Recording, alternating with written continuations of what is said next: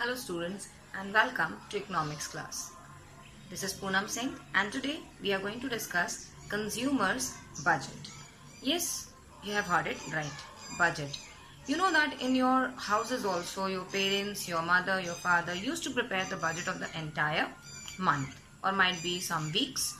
So it depends on the income what he earns for that particular month. If it is a monthly budget, so in that case whatever the income your father earns for a month, that budget, उसका हम क्या करेंगे, that budget is going to be allotted for the different type of the consumption bundles, right? Like in our daily life we consume a lot of the goods in the daily life, right? So those goods which we are going to consume, वो क्या बनाते हैं, वो consumption का bundle बनाते हैं. So what this consumption bundle is, simply I can say that कि suppose आप market गए और आप market से एक list बनाकर गए हो कि इतने सारे सामान हमें चाहिए होंगे, तो अब आपकी इनकम सपोज मानकर चलो कि 10,000 रुपए पर मंथ है, तो इस इनकम को आप अपनी उस जो भी आपने लिस्ट बनाई हो उसको कुछ क्वांटिटी की बेसिस पे एलोकेट कर लोगे. जैसा उसका प्राइस होगा, प्राइस की बेसिस पे आप क्वांटिटी सेट करोगे और उस पर्टिकुलर बंडल को एक बास्केट में परचेज कर लोगे. ठीक है. So this is what this is being called as, this is called as consumption bundle. अब वो कंजम्पशन बंडल हम लोग प्रैक्टिकली इन कंज्यूमर बजट कैसे समझेंगे, let's see that. It's written the consumption bundle combination of two goods. What? Again, two goods, right? In the previous indifference curve also we saw the two goods consumption. यहाँ पे भी हम दो goods के बारे में ही बात करेंगे. और जो दो goods होंगे वैसा जरूरी नहीं है कि उन दोनों का सब्स्टिट्यूट होना जरूरी है. ठीक है. तो ये जो दो, यहाँ पे बस इतना हमें ध्यान रखना है कि यहाँ पे हम डिस्कशन सिर्फ दो गुड्स को लेकर के करेंगे, दो से ज्यादा गुड्स नहीं होंगे. तो here we have seen that कि कॉम्बिनेशन कितने गुड्स का है, दो गुड्स का कॉम्बिनेशन है. एंड ये मानकर चलो कि अगर गुड आपके पास दो गुड्स हैं, उनमें से एक गुड 1 है और एक गुड 2 है. ठीक है. ये दो गुड्स हैं आपके पास. अब आपने क्या किया है, you have taken some quantity. आपने क्वांटिटी x यानी कि क्वांटिटी 1, या इसको हम x1 से भी डिनोट कर सकते हैं. तो आपने कुछ क्वांटिटी किसकी ले ली है, गुड 1 की, और कुछ क्वांटिटी किसकी ले ली है, गुड 2 की ले ली. इसको डिनोट किया गया x1 x2 से. इसकी जगह पे हम लिख सकते थे q1 q2 भी. ठीक. तो मैंने ये लिखा है कि 34 हम ले रहे हैं यूनिट्स ऑफ गुड 1 और 40 यूनिट्स हम किसकी ले रहे हैं, गुड 2 की ले रहे हैं. अब इसका कुछ एक स्पेसिफिक प्राइस होगा. उस पर्टिकुलर प्राइस पे जो भी आपने बंडल को सिलेक्ट किया है, ये क्या बन रहा है, ये एक बंडल बन रहा है. कितने गुड्स का बंडल है, ये दो गुड्स का बंडल है. यू रिमेम्बर हमने इंडिफरेंस कर्व में भी इस बंडल के बारे में बात की थी. तो यहाँ पे दो गुड्स के बंडल बन रहे हैं और दोनों गुड्स की कुछ कुछ यूनिट को हमने सिलेक्ट किया है और उसको एक कंजम्पशन यानी कि what you can say it as the bundle which is being meant so that the consumer can consume it. तो अपने कंजम्पशन को ध्यान में रखते हुए वो क्या करेगा, बंडल बना लेगा. अब वो बंडल में उसने क्या किया है, कुछ यूनिट गुड 1 की है, कुछ यूनिट गुड 2 की उसने उसमें इंक्लूड की है. Now what is budget set. अब बजट सेट क्या होता है, बजट कंजम्पशन बंडल क्या है, वो तो हमें समझ में आ गया कि एक बास्केट है. एक ये मानकर चलते हैं कि पूरी इकोनॉमी में दो ही गुड का कंजम्पशन हो रहा है, दो से ज्यादा गुड्स का कंजम्पशन नहीं हो रहा है. और उन दोनों ही गुड्स के कंजम्पशन में कुछ यूनिट हमने ए गुड की ले ली और कुछ जो कंजम्पशन यूनिट्स है हमने सेकंड गुड्स की ले लिए. और उसका जो भी एप्लीकेबल प्राइस होगा उस टाइम पर, उसी प्राइस पर हमने उस गुड को कंज्यूम करना है. ठीक है. तो ये हमें क्या बनाएगा, ये बनाएगा हमारा एक बंडल. अब बजट सेट, बजट सेट क्या बोलता है, let's see that. It says that all consumption bundles that the consumer can by using his money income at the prevailing market price. तो यहाँ पे कौन सी इंपॉर्टेंट फैक्टर्स हमें समझ में आ रहा है. पहला तो ये कि कंजम्पशन बंडल यानी कि कैसे कंजम्पशन बंडल. सेट का मीनिंग आप सभी को पता है कि सेट मीन्स हम लोग हमेशा बोलते हैं सेट या स्केड्यूल, दैट इज सेम. तो बजट सेट का मतलब जब हम टेबल के फॉर्म में इसको रिप्रेजेंट करेंगे तो इस टेबल में क्या होगा, सारे कंजम्पशन बंडल्स होंगे. ठीक. ये सारे कंजम्पशन बंडल्स क्या होंगे, वो ऐसे कंजम्पशन बंडल्स होंगे, इसी तरह के बहुत सारे बंडल्स होंगे उसमें A B C D करके, वो सारे बंडल्स जो कि एक कंज्यूमर कंज्यूम कर सकता है. ठीक है. अब कैसे करेगा, can by using his income. अपनी इनकम को यूज करके उसे क्या करना है, कुछ बंडल को कंज्यूम करना है. अब वो बंडल्स किस पे डिपेंड करने हैं, डेफिनेटली एक तो उस कमोडिटी का खुद का प्राइस और दूसरा उसकी मनी इनकम यानी कि वो कितने पैसे अर्न कर रहा है, ये भी एक इम्पॉर्टेंट फैक्टर होगा. राइट. सो जो हम लोग यहाँ पे कह रहे थे कि जो उसकी इनकम है, उसकी इनकम अब जितनी भी होगी वो उसके अकॉर्डिंग ही अपने बंडल्स को चूज करेगा। कमोडिटी कितनी होनी है? सिर्फ 2 ही कमोडिटी होनी है, ठीक है। अब यहाँ पे जो इम्पोर्टेंट पॉइंट है that is at the prevailing market price. उसका जो भी मार्केट प्राइस है, इट मीन्स जो भी कमोडिटी को वो कंज्यूम कर रहा है उसका कुछ ना कुछ मार्केट प्राइस होगा। उस पर्टिकुलर मार्केट प्राइस पे अपनी इनकम के अकॉर्डिंग वो क्या करेगा, कुछ बंडल्स को सिलेक्ट करेगा, यानी कि 2 गुड्स की कुछ पर्टिकुलर यूनिट्स को वो सिलेक्ट करेगा और उसे ही वो कंज्यूम करेगा, ठीक है। तो ये क्या बन जाएंगे? उसके बजट सेट या फिर कंजम्पशन बंडल्स बन जाएंगे। अब बजट सेट डिपेंड होता है 2 फैक्टर्स पे, 2 इंपॉर्टेंट फैक्टर्स हैं जिन पे बजट सेट आपका डिपेंड करेगा। किन 2 फैक्टर्स पे डिपेंड करता है? एक तो कंज्यूमर की इनकम हो गई, यानी कि वो कितना कमा रहा है, उसकी पर मंथ कितनी इनकम है, वो हो गया। दूसरा क्या है? Price of the goods 1 and good 2। Good 1 और गुड 2 का प्राइस क्या है, प्रिवेलिंग प्राइस क्या है, और साथ ही साथ उसकी इनकम कितनी है। क्यों इन दोनों को इम्पोर्टेंट फैक्टर बोला है बजट सेट का? देखो सीधा सा रीजन है कि हम जितने पैसे कमाते हैं और जिन चीजों पे हम खर्च करते हैं वो सारी चीजें घूम फिर कर की प्राइस पे डिपेंड करती है। सपोज मैं मार्केट गई हूँ, कुछ ड्रेसेस मुझे खरीदनी है एंड मेरे पॉकेट में जो पैसे हैं वो सिर्फ 100 रुपीज ही हैं। अब ये सोच रहे हो 100 रुपीज में कहाँ से आएगी ड्रेस, तो चलो बढ़ा लेते हैं, 1000 रुपीज है और 1000 रुपीज में मुझे एक सपोज एक टी शर्ट खरीदनी है। तो अब मार्केट में जब हम गए तो अब हम किस चीज से कंपेयर करेंगे? पहले तो हम शर्ट देखेंगे, जो पसंद आ रही है उसको देखेंगे and then finally will compare कि प्राइस कितना है। अगर वो प्राइस मेरे बजट में आता है, यानी कि मेरे इनकम में आता है, उस इनकम यानी कि सपोज अगर मेरी इनकम मैंने यहाँ पे बोला है कि 1000 रुपीज है, अब या तो 1000 रुपीज का हो, इक्वल हो उतने ही प्राइस का, या उससे कम हो, तभी तो हम कंज्यूम कर पाएंगे, है ना। What it? तो ये क्या है? ये हमारा मनी इनकम कहीं ना कहीं जा करके हमारे कंजम्पशन को एक बंडल चूज करने में हमारी बहुत हेल्प करता है। तो दैट इज द रीजन कि किसी भी कमोडिटी का प्राइस और उसकी यानी कंज्यूमर की खुद की इनकम, ये दोनों ही फैक्टर्स मिल करके हमें कंजम्पशन बंडल्स को सिलेक्ट करने में इजी वे में हेल्प करते हैं। अब सपोज मैंने जैसे कि एग्जांपल दिया है कि मुझे टी शर्ट खरीदनी है और टी शर्ट मार्केट में मिल रही है मुझे सपोज 800 रुपीज की, तो इट विल बी, ये मेरी मनी इनकम है, ठीक है, और ये प्राइस है, ठीक। एम से डिनोट किया मनी इनकम को, पी से हमने डिनोट किया प्राइस को। तो शर्ट कितने की मिल रही है? 800 रुपए की मिल रही है, तो डेफिनेटली मेरी इनकम ज्यादा है, शर्ट मुझे कम की मिल रही है। अगर सपोज ये मान के चलूं कि मेरा जो what we can say shirt का जो प्राइस है 1000 के ऊपर जा रहा है, तो ये जो कंडीशन होगी इस केस में जो प्राइस है गुड की वो ज्यादा है और मेरी इनकम कैसी है? वो बहुत कम है। तो डू यू थिंक दैट कि मैं अपनी पॉकेट मनी जितनी है मेरे पास, 1000 से ज्यादा कपड़ा हम खरीद पाएंगे? बिल्कुल नहीं खरीद सकते। क्यों? क्योंकि उतनी इनकम नहीं है हमारे पास, तो कहीं ना कहीं में रिस्ट्रिक्ट होना पड़ेगा। या फिर एक सिचुएशन ये हो सकती है कि मेरा जो कमोडिटी है उसका प्राइस और साथ ही साथ हमारी इनकम, ये दोनों अगर इक्विवेलेंट हो जाए तो ये भी एक आइडियल सिचुएशन होगी। ये सिचुएशन हम लोग बजट लाइन और या प्राइस लाइन में देखेंगे, ठीक है। So this is what the thing when we are discussing about the budget line, sorry budget set. अब एक चीज और हमारे पास बची है, that is the equation. Budget set में इक्वेशन है जो डेफिनेटली इसी पॉइंट पर ही बेस्ड है जो मैंने अभी अभी आपको मेंशन किया है, related to the money and the price of the commodity. तो इफ यू सी हियर, ये इक्वेशन है, इस इक्वेशन में price of commodity 1 multiplied by quantity of commodity 1, यानी कि एक कमोडिटी आपकी है कमोडिटी 1, उस कमोडिटी का कुछ प्राइस होगा और उसकी कुछ यूनिट्स को हम सेलेक्ट कर रहे होंगे, उन दोनों को आपस में मल्टीप्लाइड करेंगे तो हमें मिलेगा कमोडिटी जो हमारे पास जो यूनिट्स हैं और साथ ही साथ उसको खरीदने का पर यूनिट का प्राइस मल्टीप्लाई करके हम निकाल लेंगे कमोडिटी 1 के लिए कितनी यूनिट्स को कंज्यूम कर रहे हैं टोटल, एंड देन प्लस करेंगे इसके साथ P2 Q2। P2 मतलब price of commodity 2 and Q2 is commodity का जो क्वांटिटी है, यानी कमोडिटी 2 की जो क्वांटिटी है वो यहाँ पे रेफर करेंगे और इन दोनों को आपस में मल्टीप्लाई करेंगे। जब ये दोनों आपस में मल्टीप्लाई हो जाएंगे तो हमें दोनों गुड्स को अब ऐड करना है, यानी कि जितने का हमें वो पड़ रहा है overall.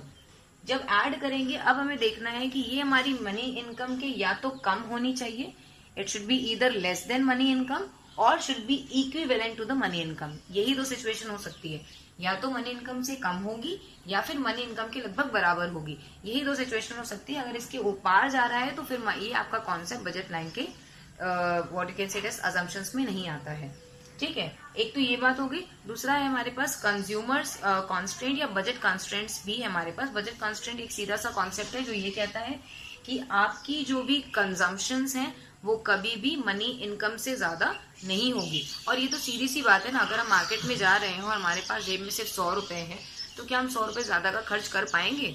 Definitely answer is no. हम नहीं कर सकते हैं। 100 रुपये ज्यादा खर्च करेंगे तो उसके लिए पैसे भी तो होने चाहिए, फिर जाएंगे हम उधार लेने जाएंगे, तो हमें उधार नहीं लेना, हमें अपनी उसी मनी इनकम में ही कंजम्पशन करना है। तो अगर मनी इनकम में कंजम्पशन करना है तो डेफिनेटली जितनी मनी है उतना ही कंजम्पशन होगा। तो डेफिनेटली या तो, और या फिर हो सकता है कि हम जितना हमारे पास इनकम है उससे कम ही खरीद लें, तो ये भी एक सिचुएशन हो सकती है। तो इधर you purchase less than the money income और you will purchase just equivalent to the money income. So these are the two situations which you can follow over here. Now let's have the full form of this entire, although I have explained but still Q1 Q2.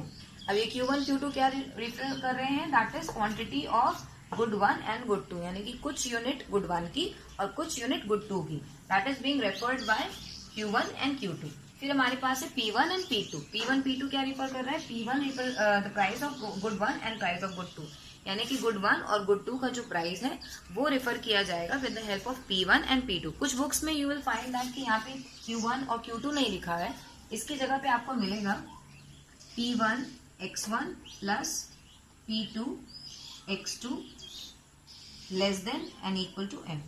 ठीक है, कुछ books में ऐसी भी equation मिलेगी, तो both are same actually. यहाँ पे जैसे मैंने लिखा था ना ये x1 x2 क्या डिनोट कर रहे हैं? यानी कि quantity of x1 quantity of x2. ठीक है, ये है कुछ यूनिट ऑफ x1 कुछ यूनिट ऑफ x2.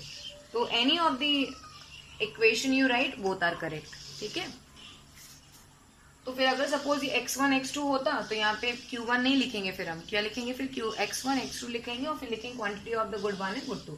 फिर M क्या डिनोट कर रहा है यहाँ पे? Money income of the consumer. Now you note it down. Till then I'll just come back. Okay, so now we are going to study budget line और price line. Budget, consumer budget क्या है, consumption bundle क्या है और budget set क्या होता है वो तो हमने पढ़ लिया. अब हमें ये पढ़ना है कि बजट लाइन क्या है और इस पे जो कंजम्पशन होता है उसके लिए जो कंज्यूमर है वो बंडल्स को कैसे तैयार करता है. तो इसके लिए हम देखेंगे एक स्केड्यूल और साथ ही साथ उसका एक ग्राफ. लेकिन उससे पहले समझ लेते हैं कि बजट लाइन है क्या. It represents the different bundles that the consumer can purchase spending his entire income. यानी कि बजट लाइन उस पर्टिकुलर पॉइंट पे आप कहोगे जब एक कंज्यूमर अपनी पूरी इनकम को खर्च कर दे रहा है फॉर कंज्यूमिंग द बंडल्स. ठीक है, जितने भी बंडल्स हैं उसके पास या जो भी बंडल को वो सेलेक्ट कर रहा है वो इस तरह से उसको अपने बंडल्स को चूज करना है. लाइक सपोज यहाँ पे बहुत सारे बंडल्स दिए हुए हैं, इनमें से कोई भी अगर एक बंडल वो चूज करता है तो उस बंडल को चूज करने पर जो उसकी इनकम एक्सपेंडिचर हो रही है वो पूरी होनी चाहिए जितना भी वो इनकम उसके पास हो. यानी कि कुछ बचना नहीं चाहिए, उसका एक्सपेंडिचर बराबर होना चाहिए उसके इनकम के. तो इसका हमारे पास एक इक्वेशन है. तो equation is P1 quantity 1 plus P2 quantity 2. यानी कि आपकी कमोडिटी 1 पे और कमोडिटी 2 पे जो भी आपने एक्सपेंडिचर किया है वो किसके बराबर होना चाहिए? आपकी मनी इनकम के बराबर होना चाहिए. इसके लिए will have a schedule. Let's see the schedule and we will be calculating that is the money income for all the bundles are same और नॉट.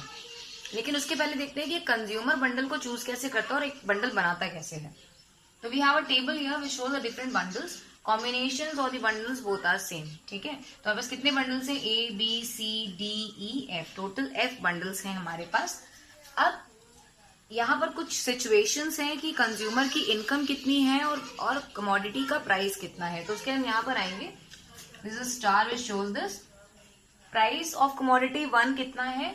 4 rupees per unit. यानी कि इस कमोडिटी जो कमोडिटी 1 है इसका जो प्राइस होगा वो 4 रुपीज पर यूनिट है और कमोडिटी 2 का प्राइस क्या है? 2 रुपीज पर यूनिट. ठीक, कंज्यूमर की इनकम कितनी है?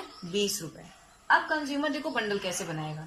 या तो वो गुड 1 बिल्कुल भी ना खरीदे और पूरा 10 यूनिट वो किसकी, यानी कि पूरा इनकम किसमें खर्च कर दे? वो आपका सेकेंड गुड में. तो इसका प्राइस कितना था? 2 रुपीज है ना.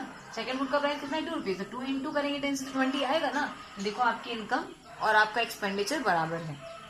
तो अब यहाँ पर हम लोग इसी फॉर्मूले के बेसिस पे कैलकुलेशन करेंगे और देखेंगे क्या सारे बंडल्स में अगर वो इनमें से कोई भी बंडल अगर वो चूज करता है तो क्या उसका एक्सपेंडिचर और उसका इनकम बराबर है या नहीं है. अगर ऐसा है तो then you are right and the price line is being constructed. So let's see that. पहला हमें क्या लेना है?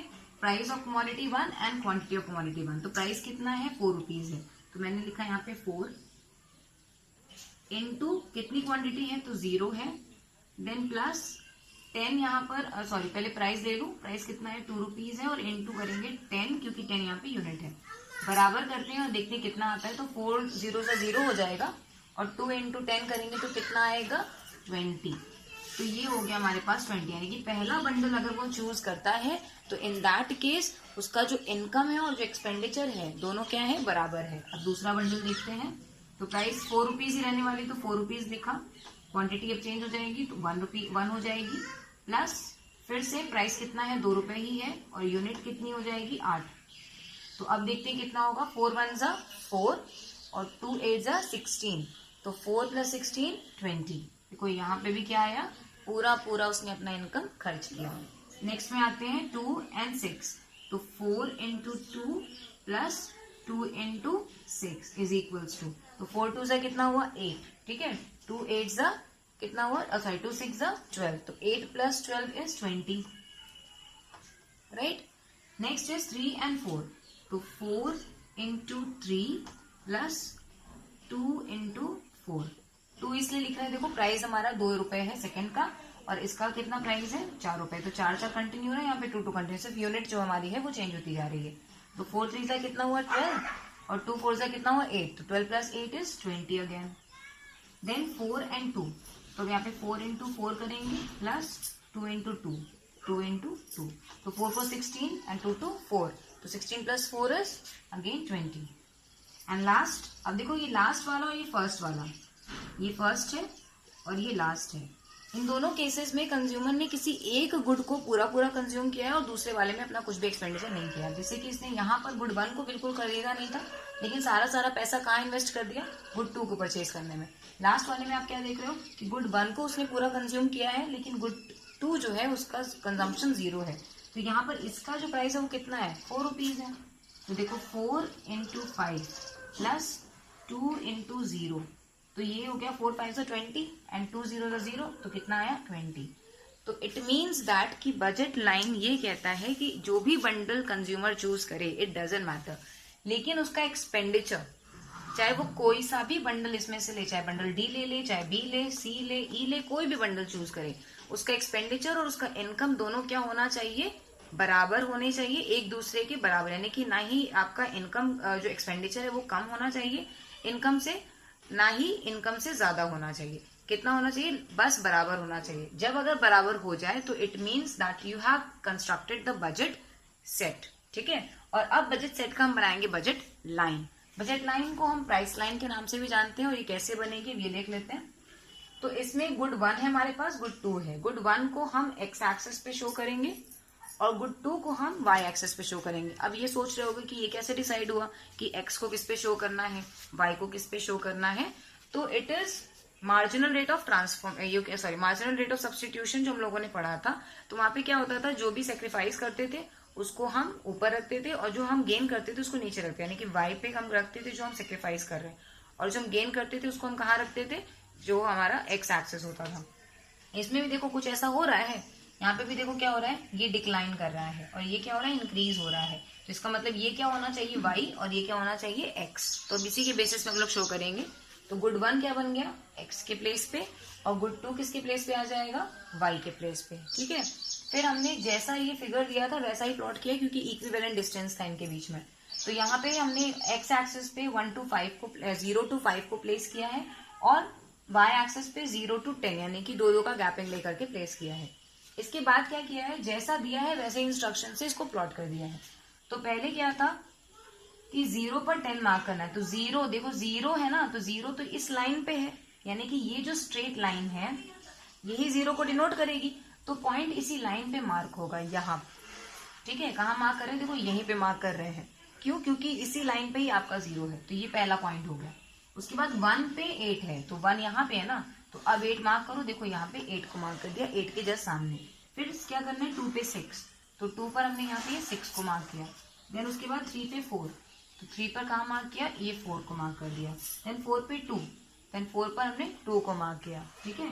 एंड लास्टली 5 पर 0, तो 5 तो ये है और यही लाइन है 0 की, तो इसी लाइन पे ही पॉइंट मार्क किया। उसके बाद इस लाइन को जब हमने ड्रॉ किया तो ये कैसी लाइन बन रही है, इट इज स्ट्रेट लाइन।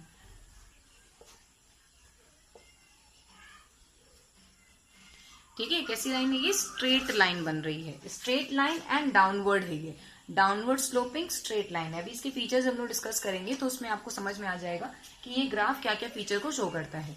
ठीक है, so if this graph and this particular table, ठीक है, दोनों ही एक दूसरे के क्या है? कॉम्प्लीमेंट्री है, because they both are representing the same situation.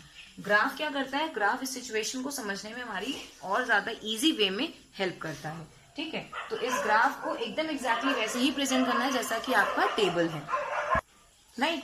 So now what you are suppose to do is just note it down and within few seconds I will be back.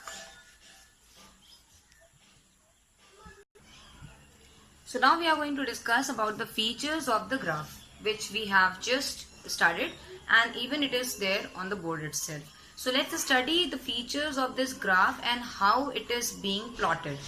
So first point which we have is the budget line is a straight line. Is it true?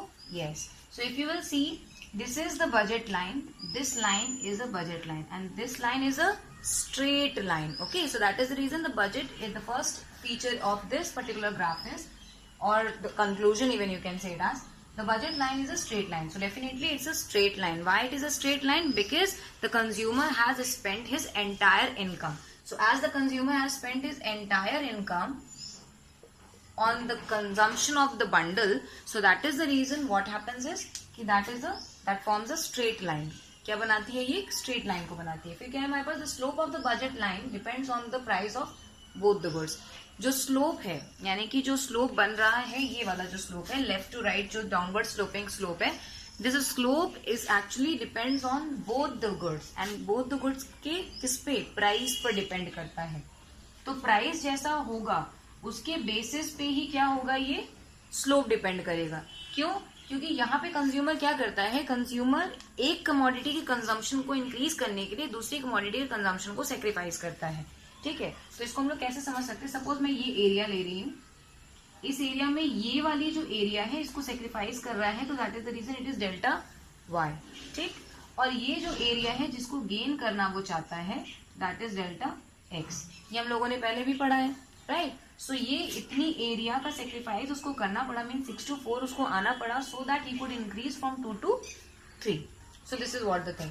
So now the slope of budget line depends on the price of both the commodities. So that is the reason SBL is, SBL means slope of budget line. So slope of budget line is equals to negative P1 upon P2. It means it is a ratio between price of good 1 and price of good 2.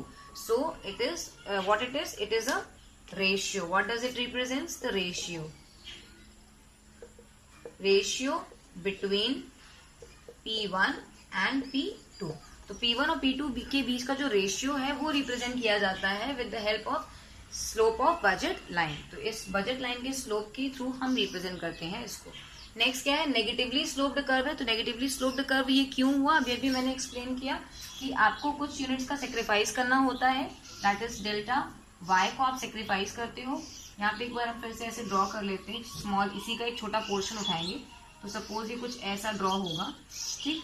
अब ये straight line हमने मान लो बना दी, तो ये पूरी join कर देती हूँ, ये बनाई हमने स्ट्रेट लाइन, ठीक है। तो ये जो स्ट्रेट लाइन है ये वाली, इस स्ट्रेट लाइन का ये जो एरिया था ये डेल्टा वाई है, और ये जो एरिया है वो क्या है? डेल्टा एक्स है। तो इसको हम एक नाम देंगे ए, बी एंड सी, ठीक है। इसको थोड़ा सा बड़ा कर देती हूँ, I think it's a bit small so that you might not be able to see it. तो अगर मैं इसको थोड़ा सा बड़ा करूँ तो you can see now over here,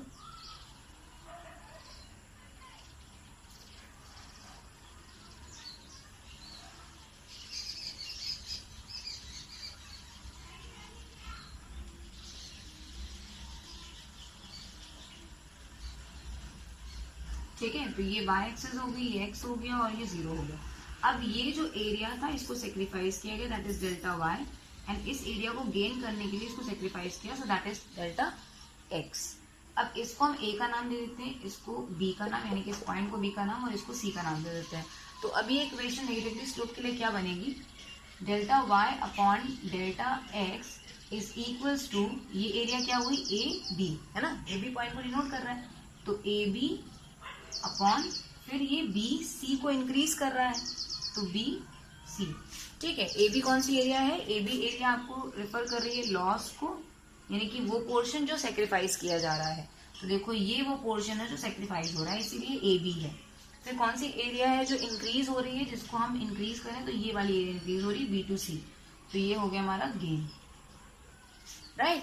so I hope it is clear to you. Negatively sloped curve. Now coming to the next one. Next one is what? It says last point कि horizontal intercept is equal to m upon P1. m upon P1 क्या represent करता है कि consumer ने अपनी पूरी income को किस पे खर्च किया है? कमोडिटी 1 पर, ठीक। P1 कमोडिटी 1 का है प्राइस, तो पूरी इनकम को किस पे इसने एक्सपेंडिचर कर दिया है? इसको गुड 1 पे, ठीक। और यहाँ पे अपनी पूरी इनकम को कहाँ खर्च कर रहा है? ये गुड 2 पे। अभी हमें कैसे पता चला? तो हमें पता चला with the help of graph also, with the help of the schedule also. तो ग्राफ के थ्रू हम कैसे देखेंगे? देखो हॉरिजॉन्टल इंटरसेप्ट, हॉरिजॉन्टल लाइन कैसी होती है? ऐसे होती है। और वर्टिकल कैसे होती है? ऐसे होती है। तो पहले हॉरिजॉन्टल देखते हैं। तो ये हॉरिजॉन्टल लाइन है, ठीक है। इस पे किसको रिप्रेजेंट किया गया है? गुड 1 को। तो पूरी इनकम यहाँ कैसे खर्च हुई है? देखो ये वो लाइन है जहां पे फिनिश हो रहा है, ठीक। तो ये जो लाइन है जहां पे फिनिश हो रहा है, यहीं पे पूरी इनकम खर्च की गई है, यानी कि इसने 0 यूनिट कंज्यूम की सेकेंड गुड की, और 5 यूनिट्स को कंज्यूम किया 1 गुड की, यानी गुड 1 का। तो इसीलिए इसने अपनी पूरी इनकम, 4 रुपए का था वो, पूरी इनकम तो यही लगा दी, 2 का कुछ भी उसने कंज्यूम नहीं किया। तो दैट इज द रीजन यहाँ पे ये रिप्रेजेंट करता है कि जब m अपॉन P1 हो तो इट मीन्स कंज्यूमर ने अपनी पूरी इनकम कहाँ खर्च कर डाली? यहाँ पर। देखो प्राइस लिखा है, price of good 1 is 4 rupees, तो 4 into 5 कितना हो गया? 28 सेल्फ हो गया, 0 हो गया। इसका मतलब कंजम्पशन फॉर y कितना है? यहाँ पे देखो इस लाइन पे y कितना है? ये 0 है, ठीक। अब इसके बाद नेक्स्ट हम देखते हैं ये वाली जो लाइन है, यानी कि ये वर्टिकल है, इसी को वर्टिकल कहते हैं ना। तो इस वर्टिकल लाइन पर जो आखिरी है जहां से स्टार्टिंग हो रहा है, तो वो 10 है। तो कंज्यूमर ने क्या किया था? एक गुड 1 है उसके पास, एक गुड 2 था, ठीक। इस गुड 1 का उसने क्या किया? 0 कंज्यूम किया, और गुड 2 का उसने 10 यूनिट्स को कंज्यूम कर लिया। तो 10 यूनिट्स कितने प्राइस की? देखो 2 रुपए की है, तो इंटू 2 कर दिया तो कितना आ गया? 20 रुपए। तो अल्टीमेटली जो उसकी मनी इनकम थी वो उसने पूरी खर्च इस पॉइंट पर कहाँ की? गुड 2 में, और इस पॉइंट पे कहाँ खर्च की? गुड 1 पे। सो this is what the horizontal intercept and this is vertical intercept. So I hope this first part of consumer's budget is clear to you. Now we'll be meeting in the next part very soon. So till then, goodbye and take care. And also, if you haven't subscribed to the channel, do subscribe to it and do comment and share the video. If you like it, then please also mention the comment box in the comment section that whatever is your reviews, your suggestions, all are welcome in the session. Okay, if you have any doubt, that also you can mention. We'll be commenting on that soon. So thank you so much for joining the video. So till then, goodbye and take care.